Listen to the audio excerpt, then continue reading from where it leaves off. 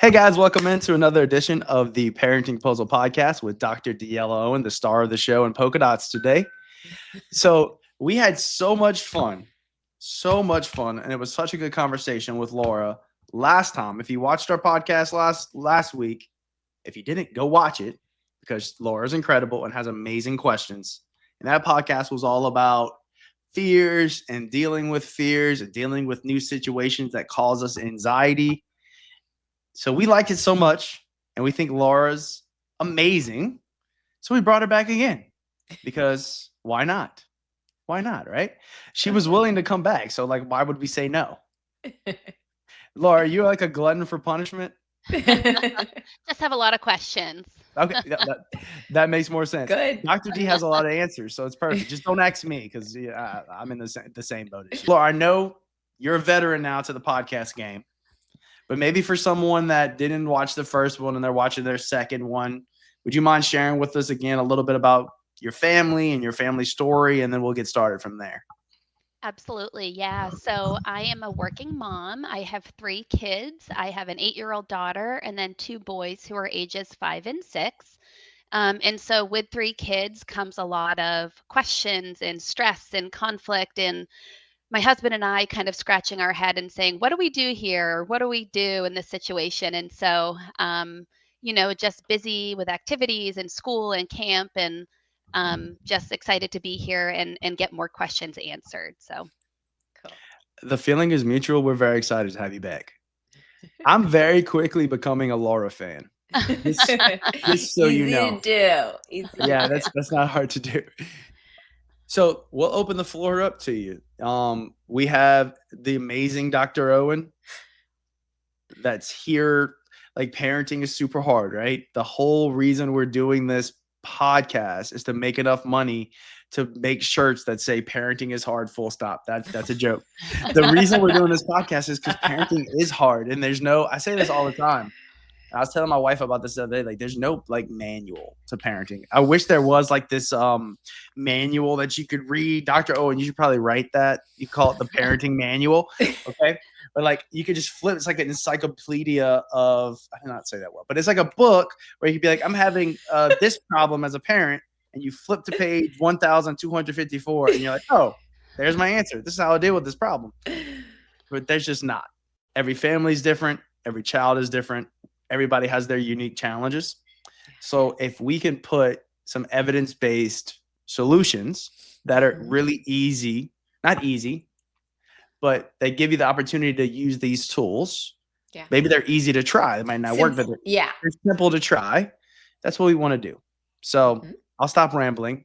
Laura, why don't you ask your question? Because that's what we're here for.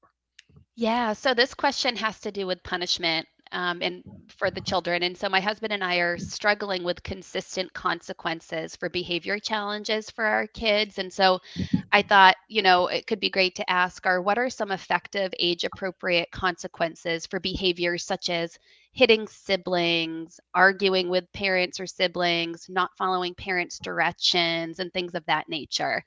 Would love to hear your ideas and thoughts. Oh, that is a great question. I'm all ears, Dr. D.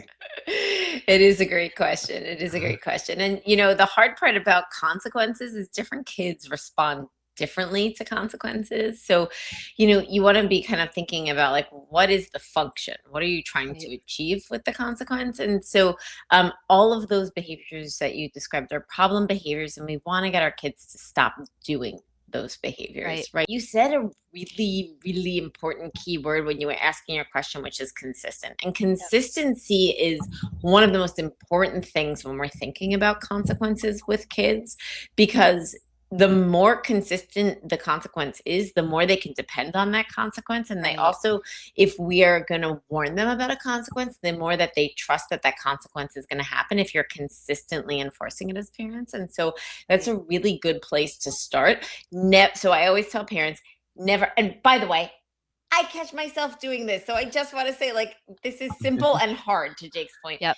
Yeah. Never warn about a consequence that you can't do or are not willing to do, right? So feasibly, you maybe can't keep a kid home from school or from something else that you need to go to, right? So like, I will not take you to that birthday party. You better have another plan to not go to that birthday party. Otherwise, that consequence becomes like it loses all its power because it's not real, right? So you can always say, you can always edit yourself. And this is an important thing to remember as a parent. If you say, I'm not going to take you to that birthday party, you could always hear that come out of your mouth and go, oh God, I can't do that on time. We're not going to get there on time. Right, We're going to sit in the car for 5 minutes before we go in, right? So you can always edit it and adjust it. But the first place is to not offer, I know I'm starting with the knots, but I promise I'll get there.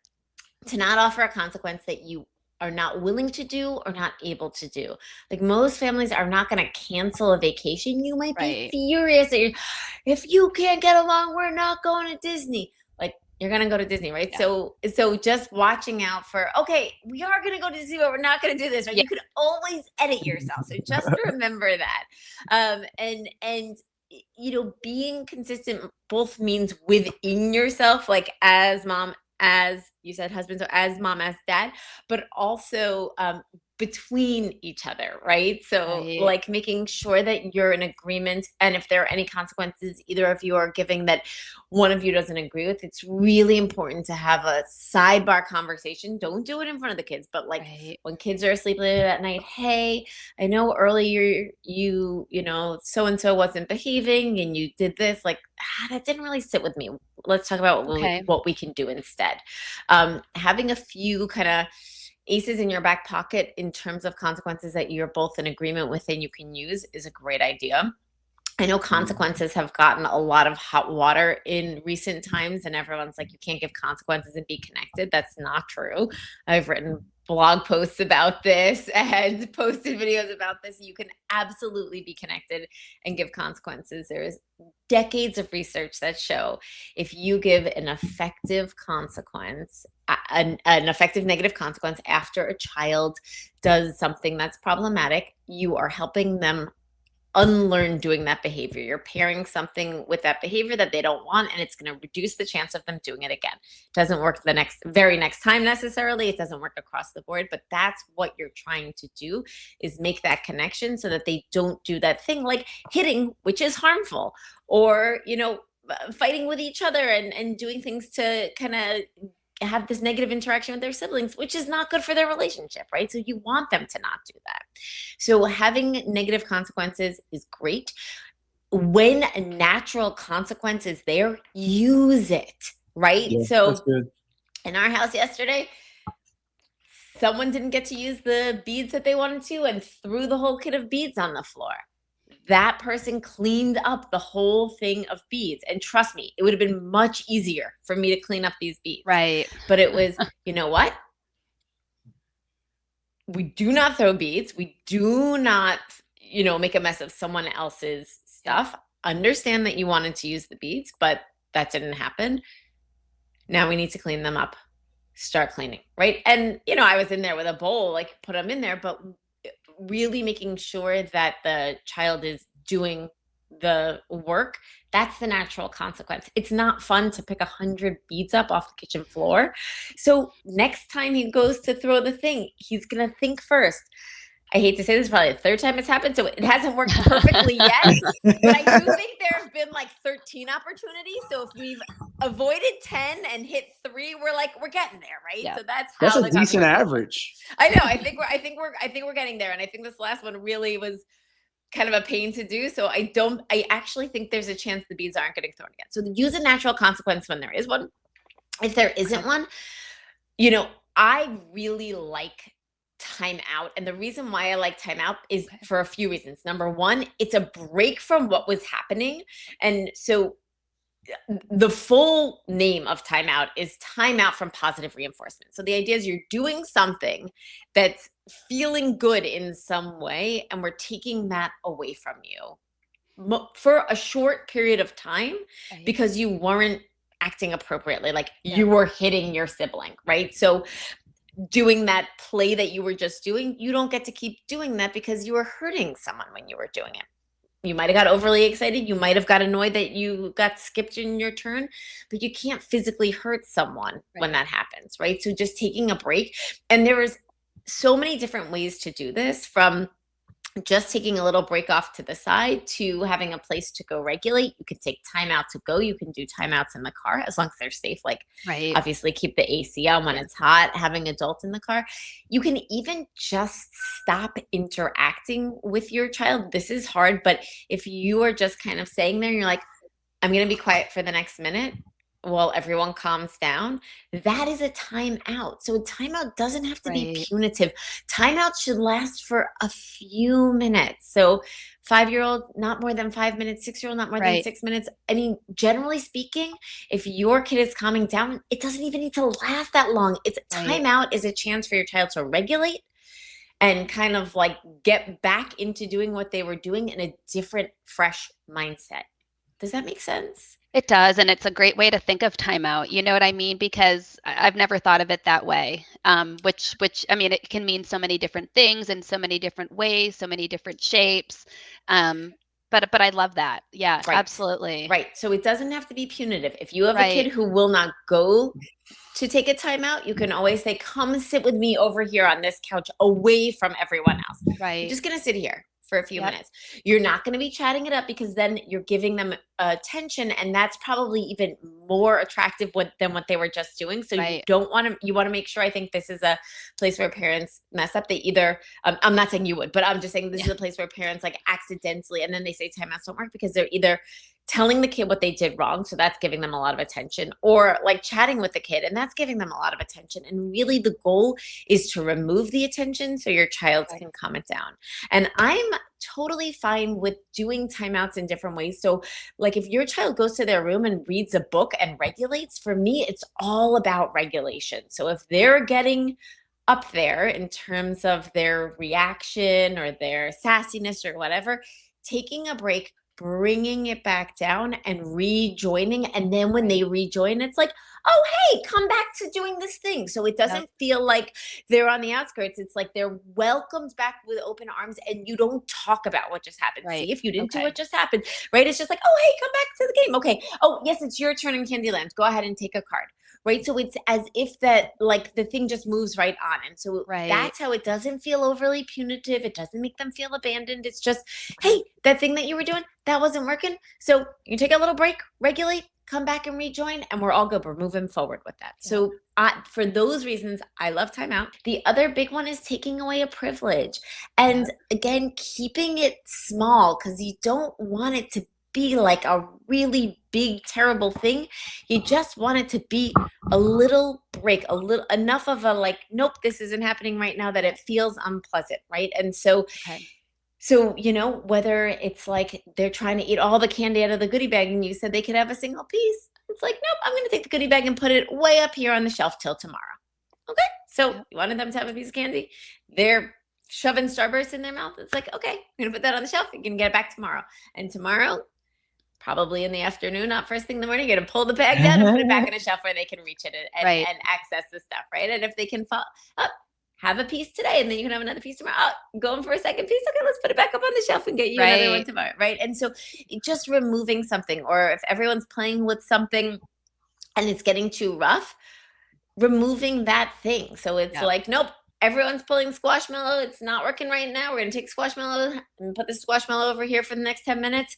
Do something else, and then we can bring squashmallow back, right? And so it's just taking a break from that thing Yeah. until they can use it again appropriately. So removing something that they want to use. And again, this is where the communication with the co-parent really plays a role. Right. So talking to your husband and being like, hey, we're going to take things away for like, let's do 15 minutes. Or, you know, if it's something that they're not using, we'll take it away for the rest of the day. Or if it's in the Right. evening, you know, get it back in the morning. So kind of having a few little rules of thumb Right. so that he's not taking it away for 45 days and you're taking it away for 45 minutes. That's such 'Cause a that's- great point. That's such a Right. great point, because we've run into situations where someone may be upstairs, someone may be downstairs, and you know, it gets misconstrued, or they're like, "Oh, where's the tennis ball we were just playing with? Oh, I have another one up here." But then I realized it was taken away downstairs. You know what I mean? And so, Right. yeah. Right.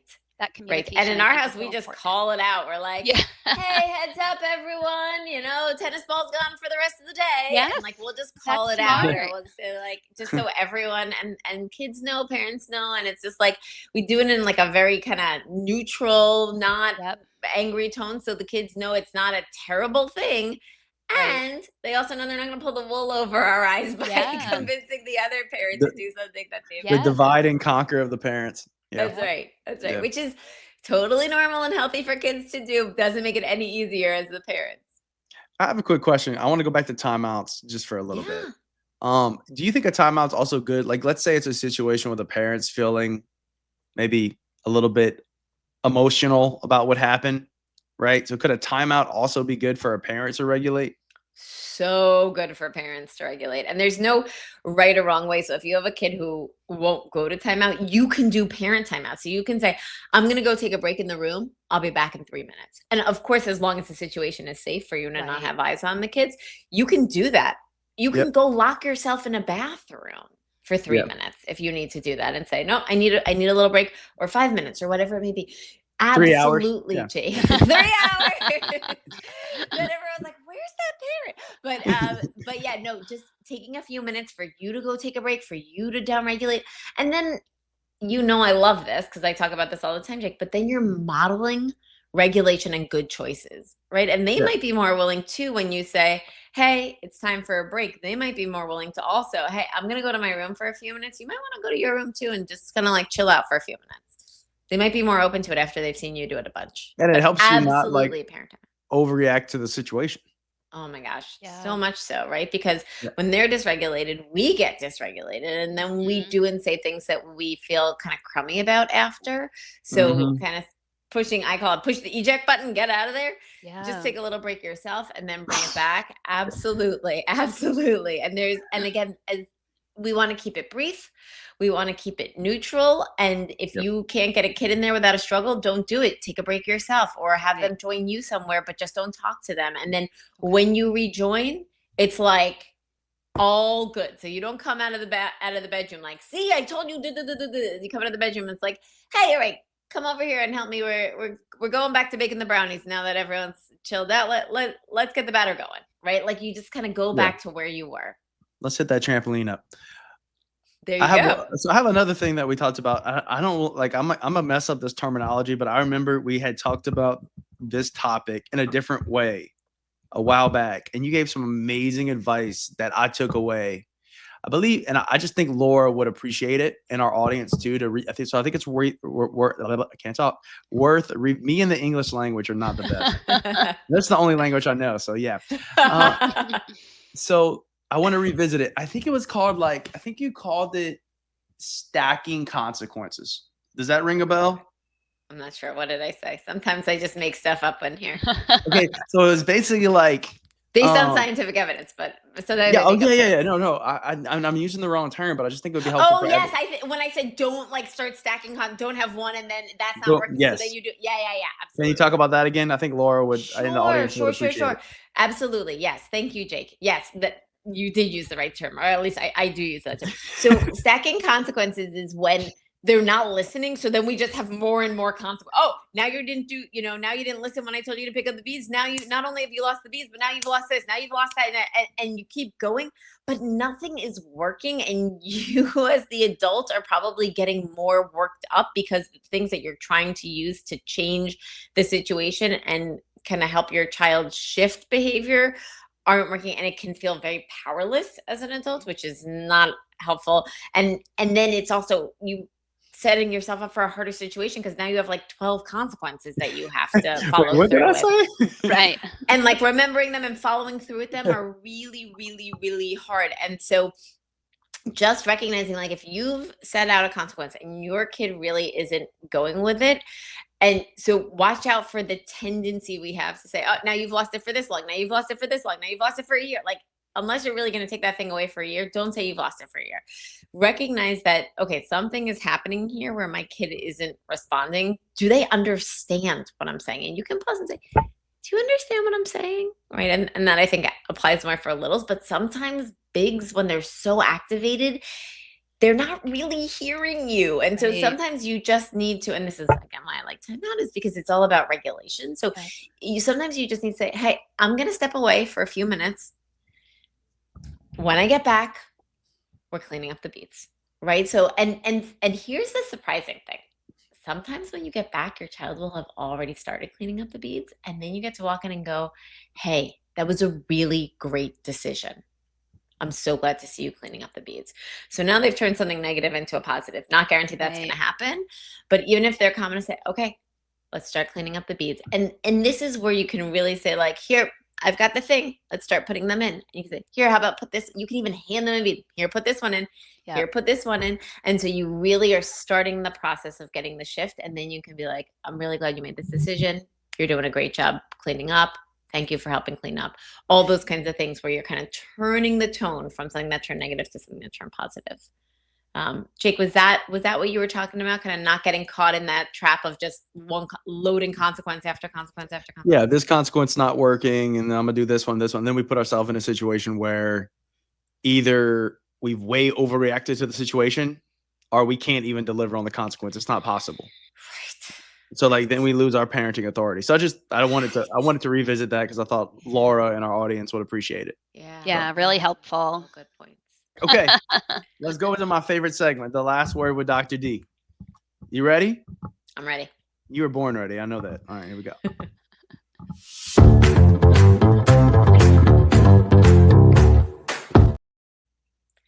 Okay, so Laura asked an amazing question about having consistent consequences across parents that you can use for kids that are age appropriate. And so what we talked about were kind of some of the do's and don'ts and how to think about negative consequences. And so the first thing to be thinking about is never warn about a consequence that you can't or are unwilling to give. I say never. I do it myself. I do this for a living. You're going to do it. You can always edit your consequences. You can always take it back and offer a different one. Okay. But things like losing a vacation or taking away school when you got to take your kids to school, those are not great consequences because you're not actually going to do them. And so if you hear them come out of your mouth, you can either edit them quickly or you can always come back a few minutes later and say, you know what, I thought about that. That was not the right consequence. Here's the right consequence. When possible, use natural consequences. They're the ones that make the most sense. They're the things that come out of the problem behavior.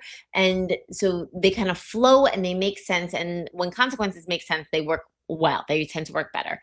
But if you don't have a natural consequence, you could always impose a consequence. My two go-tos are taking away a privilege. Is you can do a timeout, and timeouts can look different in lots of different ways, but the goal is regulation. And so taking a break from the thing that isn't working to calm it down a little bit and then rejoin.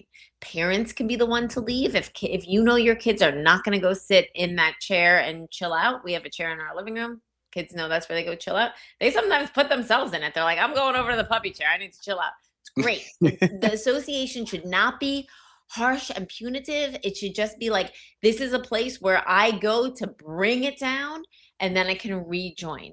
If your kid's not going to go, you go. You can take a break. If parents do everything from taking a break and going in the other room to literally locking themselves like in a bathroom because kids are so activated, as long as kids are safe, if you go and take that break, it gives you a chance to downregulate, it gives them a chance to downregulate, and you can come back in a much better emotional state, both of you, and either solve the problem or just move on. If there's nothing to clean up or fix as a result that caused the problem in the first place, move on. Talking about it too much, actually, we find doesn't add anything and sometimes makes it worse. Just being able to say, okay, that's over. Let's move on. Everyone got it. And that's what a really good, effective consequence achieves.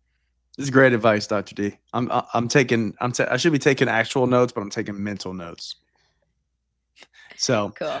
Laura, thank you so much. You've been with us for 2 episodes and we greatly appreciate it. You're part of the Parenting Puzzle family. So if you ever want to come back, there's an open invitation. Yes. We just absolutely adore you. We think you're great. And I hope, which actually I know, that Dr. D has given some great advice because it's helped me a lot. And also I hope it helped everybody else listening. So if you found this information useful about consequences and discipline and how to navigate that, which can be really challenging, or on the last episode with Laura, where we talked about fears and managing fears around bedtime and new activities, feel free to like the podcast, follow the podcast, share the podcast, The Parenting Puzzle. You can find us on Spotify, YouTube, Apple Music, almost anywhere you can get podcasts.